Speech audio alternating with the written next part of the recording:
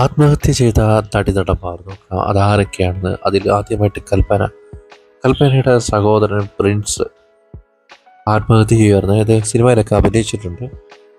ഏതോ പ്രണയ നൈരാശ്യത്തിൽ അദ്ദേഹം ആത്മഹത്യ ചെയ്യുകയാണ് ഉണ്ടായത്.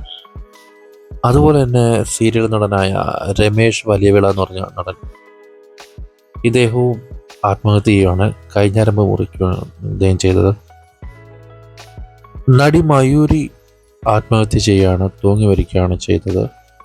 എന്തോ അസുഖം ബാധിച്ചുകൊണ്ടാണ്. അതുപോലെ നടൻ ശ്രീനാഥ് കയ്യിലെ ഞരമ്പ് മുറിച്ചിട്ടാണ് മരിക്കുന്നത്. സുശാന്ത് സിംഗും തൂങ്ങി മരിക്കുകയാണ് ചെയ്തത്. അദ്ദേഹത്തിന് എന്തോ പ്രണയ നൈരാശ്യം ഉണ്ടായിരുന്നു. മറ്റൊരു നടിയായ പ്രത്യുഷ തമിഴിലൊക്കെ അഭിനയിച്ചിട്ടുള്ള നടിയാണ്. അവരും ആത്മഹത്യ ചെയ്യാണ്, തൂങ്ങി മരിക്കുകയാണ് ചെയ്തത്. പിന്നുള്ളത് സിൽക്ക് സ്മിതയാണ്. സിൽക്ക് സ്മിതയും തൂങ്ങി മരിക്കുകയാണ് ചെയ്തത്. അതുപോലൊക്കെ തന്നെ ഒരുപാട് സാമ്പത്തികമായിട്ടുള്ള ബുദ്ധിമുട്ടൊക്കെ കാരണം മരിക്കുകയാണ് ചെയ്തത്. കുണാലും തൂങ്ങി മരിക്കുകയാണ് ചെയ്തത്. തമിഴ് നടനായിരുന്നു.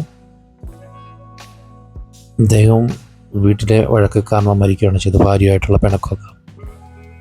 മണാലും മരിക്കുകയാണ് ചെയ്തത്. അത് സിമ്രാൻ്റെ അനിയത്തിയാണ്. ഒരു പ്രണയ നൈരാശ്യത്തിൻ്റെ പേരിൽ മരിക്കുകയാണ് ചെയ്തത്.